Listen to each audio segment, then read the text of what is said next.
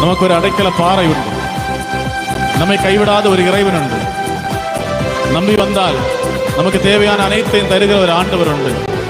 நீ தேடினால் கண்டடைவா என்று சொன்ன ஆண்டவர் உண்டு. நீ கேட்டால் நான் உனக்கு தருவேன் என்று சொன்னவர் உண்டு. இதோ நான் உன் அருகில் இருக்கிறேன், என்னை கூப்பிடு, நான் உனக்கு குரல் தருவேன் என்று சொன்னவர் இதோ நம்ம மத்தியில் இருக்கிறார். உனக்கு மீட்க முடியாத அளவுக்கு எனது கரம் குறுகிவிடவில்லை என்று சொன்னவர் இதோ நான் நம் அருகில் இருக்கிறார். அஞ்சாதே, நானே உன் கடவுள், திகையாதே, நானே உன் ரட்சகர் என்று சொன்ன ஆண்டவர் நம்மோடு இருக்கிறார். இதோ நான் உன்னை மீட்கும்படி உன் அருகில் இருக்கிறேன், உன் வலப்புறம் இருக்கிறேன் என்று சொல்ல ஆண்டவர் இதோ நம்மோடு இருக்கிறார். திருப்பாடலில் வாசிக்கிறோம், ஆண்டவர் நமக்கு கற்பாரையும் நமக்கு கேடயமும் நமக்கு கதிரவனும் நமக்கு நிழலுமாக என்றும் நம்மோடு இருக்கிறார், எப்போது நம்மோடு இருக்கிறார். ஆகையால் இந்த ஆண்டவர் இதோ நம்மை மீட்கிற இறைவன், நமக்கு கற்பாரையாக இருக்கிறவர், கண்மலையாக இருக்கிறவர், காக்கிறவர்.